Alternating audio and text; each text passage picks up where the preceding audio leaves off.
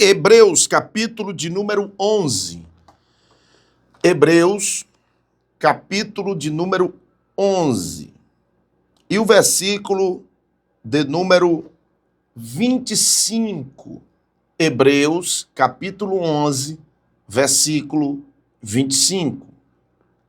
Que diz assim a palavra do Senhor: escolhendo antes ser maltratado com o povo de Deus, do que por um pouco de tempo ter o gozo do pecado, tendo por maiores riquezas o vitupério de Cristo do que os tesouros do Egito, porque tinha em vista a recompensa. Nessa manhã eu queria trazer uma reflexão simples e objetiva para a tua vida. Qual, pastor Paulo André? Como devemos ser corajosos? Quando nós falamos de coragem, eu queria que você entendesse isso. Há uma definição aqui no dicionário que coragem é energia moral ante as situações aflitivas, momentos difíceis. Coragem é ânimo.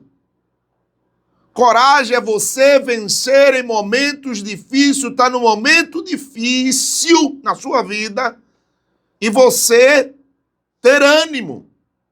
Aleluia! Devemos ser corajosos.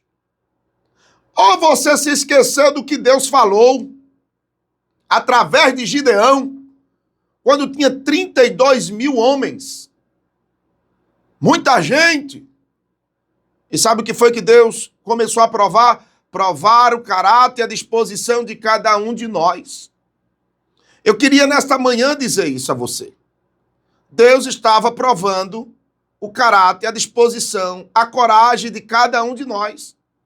E Ele sabe como nós nos encontramos. Só que nesta manhã Jesus quer te dar coragem. Nesta manhã Jesus quer te levantar o teu ânimo. Tu estás olhando muito derrota, tu está falando muito de derrota. Tu está falando muito de coisas pessimistas. Deus está pegando você pela beca. Assim, ó. Bora! Te desperta, te anima. Levanta a tua cabeça. Tenha coragem. Não é momento de baixar a cabeça e dizer, não vou conseguir. É momento de você levantar a cabeça e dizer, eu vou vencer, eu sou corajoso. Escute só o que eu vou lhe dizer aqui nessa manhã. Aí Deus dá o grito, através de Gideão. Os covardes e medrosos, voltem. Os covardes e medrosos, voltem. Voltem. Meu Deus, é forte esse negócio. O que aconteceu? De 32 mil, 22 mil voltaram. O texto que eu li fala da disposição e a fé de Moisés. Porque ele quis, diante de todo o processo que ele passou, ele teve coragem, irmão. Porque o texto vai deixar bem claro que ele escolheu estar com o povo de Deus do que os prazeres do palácio. Aleluia!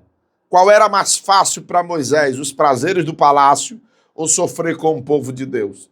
Então, uma das primeiras características de um corajoso é ele sofrer. A segunda característica de um corajoso, sabe o que é? É testificar. Ou você testifica ou não testifica. Ei, Deus te chamou para você testificar. Testificar do que Ele tem feito na tua vida. Testificar dos milagres que Ele tem feito no teu ser. Testificar do que Ele tem operado na tua vida. E sabe o que é que você está fazendo? Ficando calado. Quem é corajoso tem que testificar. Quem é corajoso tem que sair. Não tem que ficar no quatro paredes lá em casa não, fechadinho não. Porque a Bíblia disse, ide por todo mundo e pregai o meu evangelho. Jesus, ele está dizendo para mim, para você, olha, eu te chamei foi para testificar do meu nome. Tenha coragem. Terceira coisa, eu preciso ter coragem, sabe para quê? Para obedecer. Porque é muito bom demais falar, mas não temos coragem de obedecer. E Deus, nesta manhã, fala com cada um de nós. Falar é fácil, vamos obedecer? Obedecer a testificar, obedecer a renúncia. Porque a Bíblia diz que quem quer seguir a Jesus tem que renunciar, meu filho.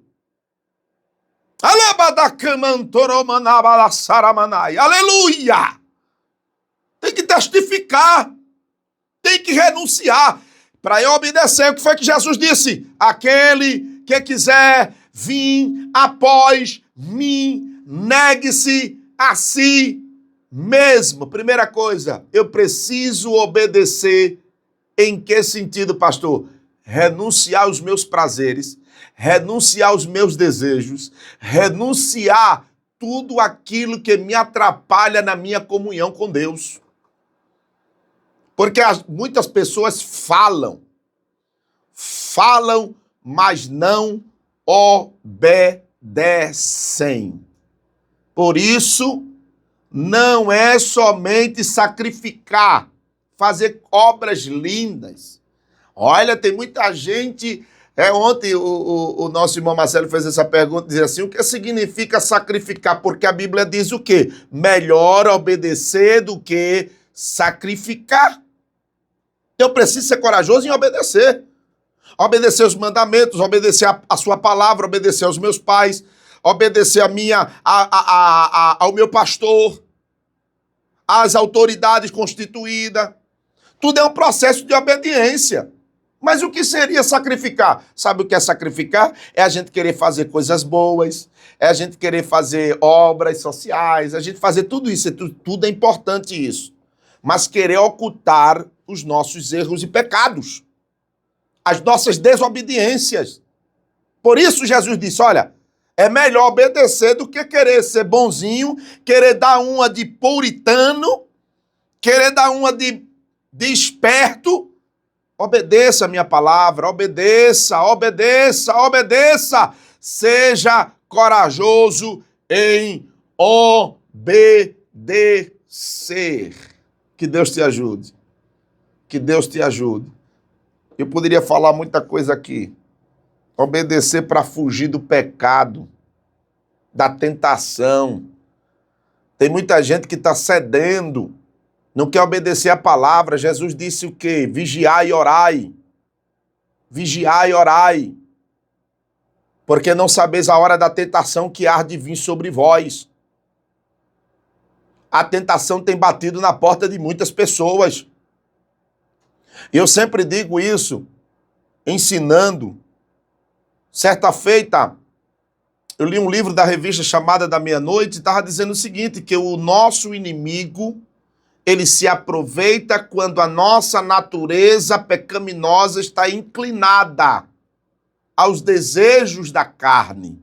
O que é isso, pastor Paulo André? Olha, enquanto você está orando, enquanto você está jejuando, enquanto você está lendo a palavra, está se fortalecendo, está cheio de Deus, o inimigo está vendo que você está cheio de Deus, ele não vai lançar seta, sabe por quê? Ele sabe que você está cheio, vai defender. Mas no dia que ele vê você se inclinando a alguma coisa... Como assim, pastor? Eu vou te dar alguns exemplos. Quando você orava, tanto já deixa de orar, deixando de jejuar, deixando de ler a palavra, deixando de ir para os cultos da igreja, né? É você que Deus está falando. Deus começa a abençoar, aí você abandona a igreja, não quer saber mais da igreja, não quer ir mais para os cultos, coloca a desculpa que está cansado, coloca desculpa que chegou atrasado, coloca, irmão, a gente precisa ser sincero, irmãos. Ou eu obedeço a palavra, ou eu vou viver uma vida de farisaísmo.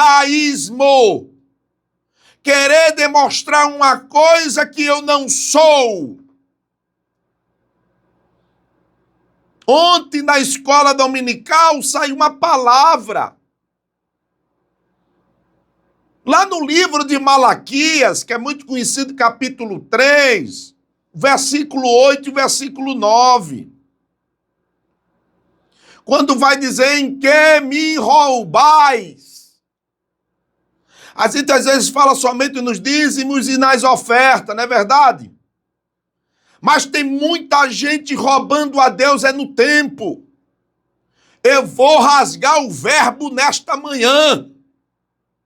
Vamos lá, pastor, em que roubamos o Senhor? No tempo do nosso culto. O tempo do nosso culto é sagrado. Se a tua igreja começa o culto às 19 horas, por que você chega às 19h30? Por que você chega às 19h40? Está roubando a Deus. Pastor, a palavra está muito dura, pastor. Não, está dura não. É Deus falando com você e dizendo, meu filho, eu estou querendo abrir os teus olhos para que você obedeça em vez de sacrificar. Aleluia! Roubamos a Deus no nosso tempo de culto.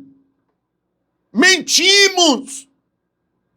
Não temos coragem de se aprontar mais cedo.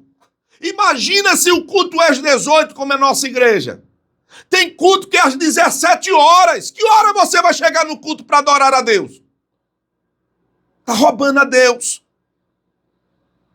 Você está roubando a Deus no teu culto, crente. Você está roubando a Deus no teu testemunho cristão. Que Deus nos ajude. A palavra é essa. Não é palavra para massagear o teu ego, não. Não é palavra de te dar chave e só vitória, não. É momento de se ajustar os pés. É momento de reconhecer e ser corajoso e corajosa para obedecer a palavra de Deus. Que Deus te ajude nessa manhã. Que o Senhor Jesus te fortaleça. Levante o teu ânimo. E olhe, observe essas características. E vamos melhorar, porque é isso que Deus quer ver na nossa vida.